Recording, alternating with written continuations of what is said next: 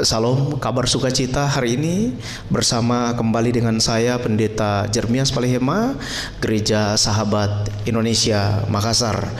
Puji syukur kepada Tuhan kita bisa berjumpa kembali dalam tayangan live, dan saya percaya pada kesempatan ini firman Tuhan disampaikan buat saudara.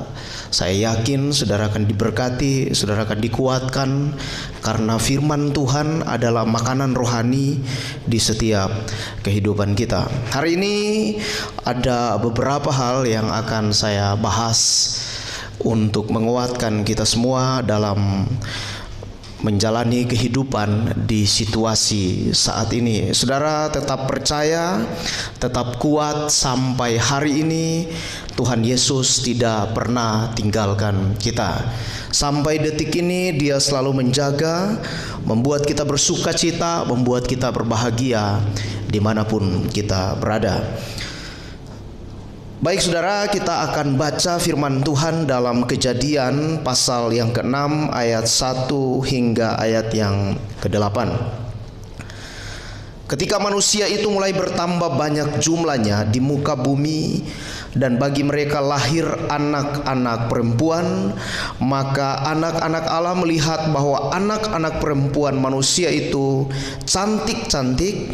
Lalu mereka mengambil istri dari antara perempuan-perempuan itu, siapa saja yang disukai mereka. Berfirmanlah Tuhan, Rohku tidak akan selama-lamanya tinggal di dalam manusia, karena manusia itu adalah daging, tetapi umurnya akan 120 tahun saja. Pada waktu itu orang-orang raksasa ada di bumi, dan juga pada waktu itu sesudahnya, ketika anak-anak Allah menghampiri anak-anak perempuan manusia, dan perempuan-perempuan itu melahirkan anak bagi mereka. Inilah orang-orang yang gagah perkasa di zaman purbakala, orang-orang yang kenamaan. Ketika dilihat Tuhan bahwa kejahatan manusia besar di bumi, dan bahwa segala kecenderungan hatinya selalu membuahkan kejahatan semata-mata, maka menyesallah Tuhan bahwa Ia telah menjadikan manusia di bumi, dan hal itu memilukan hatinya. Berfirmanlah Tuhan, Aku akan menghapuskan manusia yang telah Kuciptakan itu dari muka bumi, baik manusia, baik hewan, dan binatang-binatang melata, dan burung-burung di udara, sebab Aku menyesal bahwa Aku telah menjadikan mereka. Tetapi Nuh mendapat kasih karunia di mata Tuhan. Saudara yang diberkati Tuhan, mari sama-sama kita mengikuti firman Tuhan pada kesempatan ini. Dan biarlah mata kita dibuka, telinga kita dibuka untuk mendengar, hati kita dibuka untuk menerima firman Tuhan. Dan ketika semuanya dalam keadaan baik, kehidupan kita dalam keadaan baik sambil menerima firman Tuhan, di sanalah akan ada hal-hal penting yang Tuhan bicara dalam kehidupan kita. Nah, sesungguhnya untuk situasi yang sulit saat ini, firman Tuhan berkata, Tuhan tidak pernah meninggalkan hidup kita. Tuhan tidak pernah biarkan kita, tapi Tuhan selalu ada bersama dengan kita. Saya mau sampaikan hari ini tentang hubungan kita dengan Tuhan, karena situasi yang terjadi hari-hari ini adalah situasi yang jahat. Nah, beberapa orang sebelumnya telah diangkat oleh Tuhan. Yang pertama seperti Henokh, karena dia bergaul karib dengan Tuhan. Sesudah Henokh terangkat, kemudian Tuhan mulai bicara bahwa sesungguhnya Roh Tuhan tidak akan selamanya diam dalam manusia, karena manusia itu daging. Nah, saudara dan saya, hari-hari ini Yesus Tuhan kita mengingatkan kita di dalam kehidupan ini bahwa hidup kita harus mengarah kepada kehidupan rohani. Alkitab catat dalam kitab Yohanes, barang siapa tidak dilahirkan dari air dan roh, maka dia tidak akan mendapat bagian dalam kerajaan sorga. Saudara, orang-orang yang bergaul karib dengan Tuhan seperti Henokh, dan akhirnya waktu tertentu Tuhan mengangkat Henokh. Ini contoh-contoh di mana Tuhan mau sampaikan, karena hari-hari ini orang bicara banyak tentang pengangkatan. Orang bicara banyak tentang manusia itu akan diangkat oleh Tuhan, tapi kita tidak mengerti bahwa untuk menjadi orang-orang yang diangkat oleh Tuhan, kita harus bergaul karib dengan Tuhan. Tidak seperti biasa-biasa kehidupan, kemudian kita begitu mencintai dunia ini, tetapi kemudian kita bicara bahwa kita akan diangkat oleh Tuhan. Saudara, dari sekian banyak nabi, dari sekian banyak orang, mulai dari perjanjian lama sampai perjanjian baru, contoh orang yang terangkat itu pertama adalah Henokh, dan yang kedua adalah Elia. Nah, kita bisa belajar dari firman Tuhan ini, kita bisa belajar dari orang-orang ini, sehingga di masa-masa yang saat ini ketika kita bicara tentang akhir zaman, kita bicara tentang akhir dari segala sesuatu, kita harus mengerti tentang kehidupan dan persyaratan orang-orang yang akan diangkat oleh Tuhan. Nah, mulai belajar yang pertama dari Henokh. Henokh dalam kehidupan Alkitab catat dia bergaul karib dengan Tuhan, sehingga dalam masa hidupnya itu dipersembahkan kepada Tuhan. Saudara, Roh Kudus akan ada di setiap orang ketika orang-orang itu mau untuk bergaul dengannya, menjadi sahabatnya di dalam kehidupannya. Roh Kudus akan selalu ada dengan kehidupan kita ketika kita ingin untuk melekat dan selalu ada di dalam Dia. Yesus berkata bahwa Dia ada di dalam Bapa dan Bapa ada di dalam Dia. Dalam kehidupan kita, kita ada di dalam Tuhan, dan Tuhan harus ada di dalam hidup kita. Nah, hari-hari ini dalam keadaan yang ada, saya mau saudara, kita semua, saudara yang ada di rumah, saudara yang ada dimanapun, ketika mendengar apa yang saya sampaikan hari ini, mari kita cross check kembali lagi tentang kehidupan kita di masa-masa saat ini. Nah, sebelum akhir bah, Tuhan menyampaikan bahwa rohnya itu akan diangkat atau tidak selama-lamanya tinggal kepada manusia.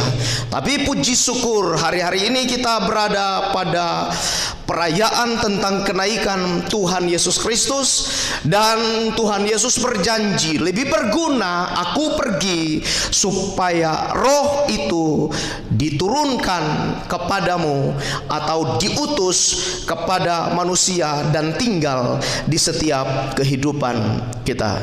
Saudara, ketika Tuhan bicara tentang rohnya tidak selamanya tinggal kepada manusia, maka mulai saat itu, ketika selesai air bah, manusia sulit untuk berhubungan dengan Tuhan.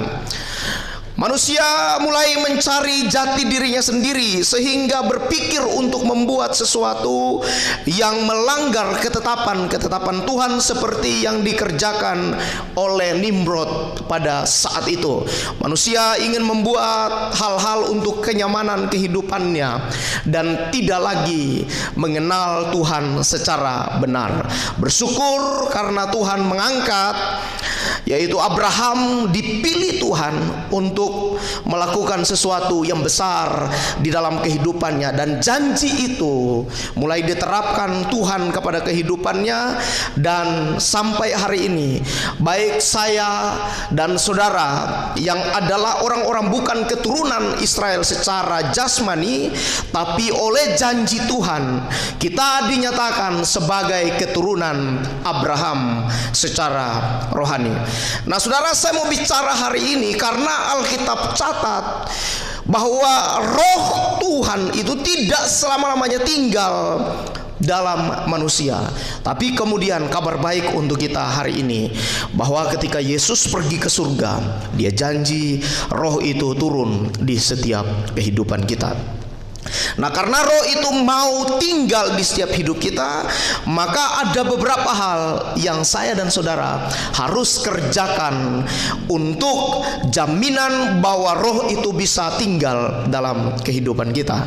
Karena kalau roh tidak tinggal dalam hidup kita, saya dan saudara tidak akan bisa berbuat apa-apa tentang kerajaan Tuhan. Alkitab catat ketika Yesus ajarkan berdoa kepada murid-muridnya, dia berkata, Bapa kami yang di surga, dikuduskan namamu, datanglah kerajaanmu, jadilah kehendakmu di bumi seperti di surga. Sejak Yesus datang ke dunia, dan pertama sebelum Yesus ada Yohanes Pembaptis, dan Yohanes bicara tentang pertobatan. Bertobatlah sebab kerajaan surga sudah dekat. Kemudian Yesus melanjutkan lagi pernyataan ini, bertobatlah sebab kerajaan surga sudah dekat. Nah, saudara, yang dimaksudkan Tuhan, Alkitab catat bahwa bertobatlah sebab kerajaan surga sudah dekat.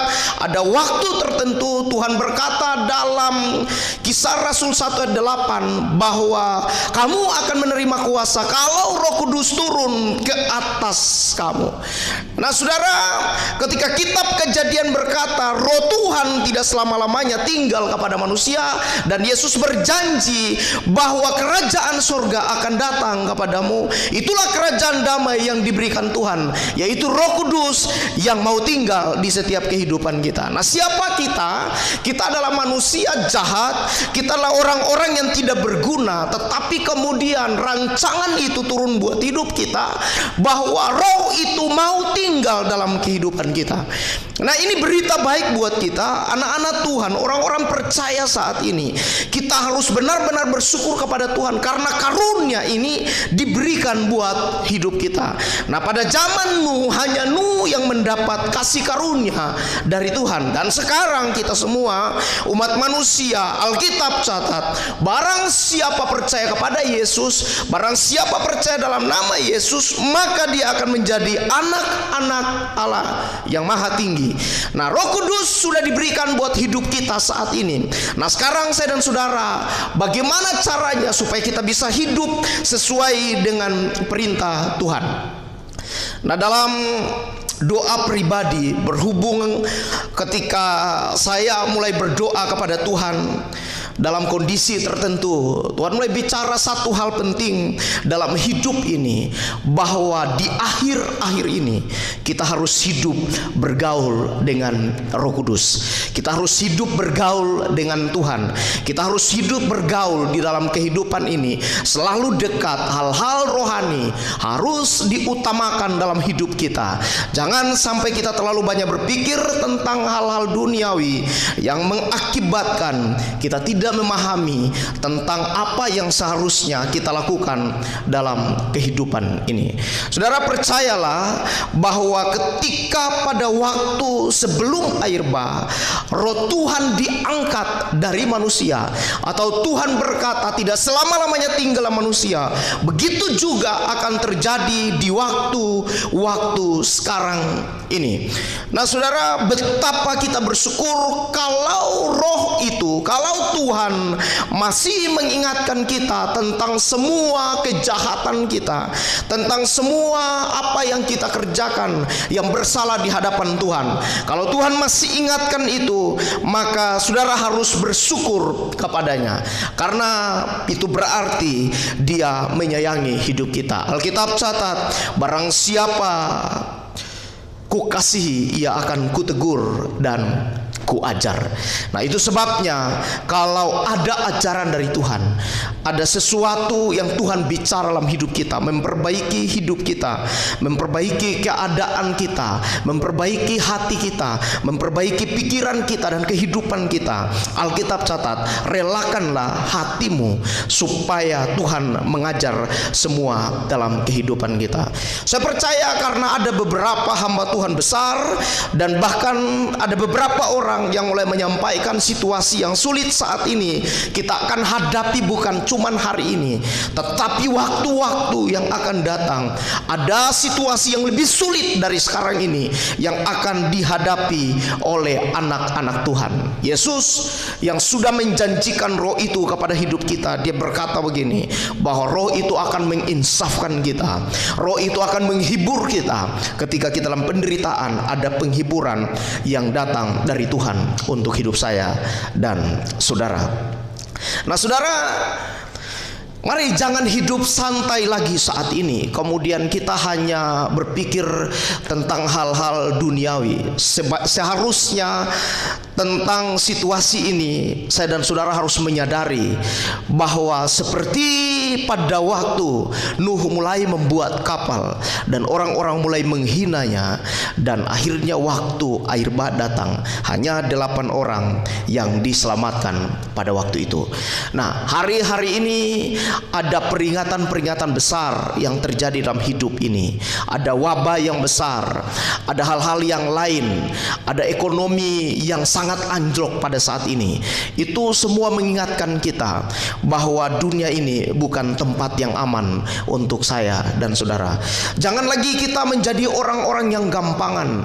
Hidup hanya gampang-gampang saja, semua gampang, semua gampang. Tetapi kita harus berusaha sedemikian rupa untuk meraih sesuatu yang lebih besar, yaitu hidup secara rohani dalam kehidupan ini. Saudara, kalau saudara secara jasmani kemudian tidak makan 1 hari, tidak makan 2 hari, saudara pasti mengalami kehidupan atau tubuh yang lemah. Saudara pasti lapar dan membuat saudara lemah dalam kehidupan.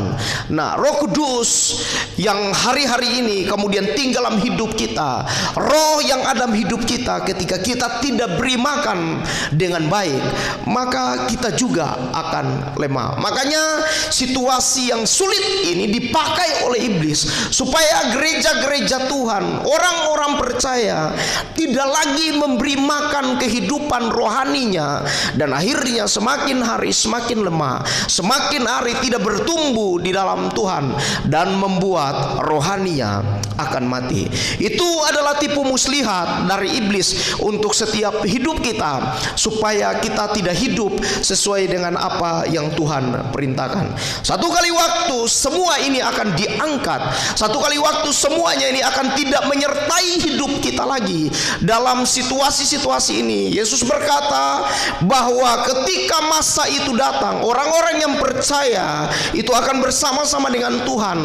Orang-orang yang punya roh yang kuat itu akan bersama-sama dengan Tuhan. Tetapi orang-orang yang hidupnya sesuai keadaan dunia ini, itu akan mengalami penderitaan di dalam kehidupannya.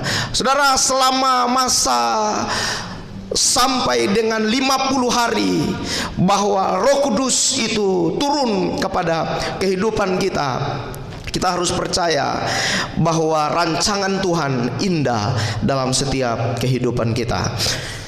Tetap maju dalam Tuhan, karena satu hal yang penting, kalau kita tidak serius dengan Tuhan, kita tidak punya komitmen penting dengan Tuhan, maka kita akan sama seperti yang terjadi pada air bah saat itu.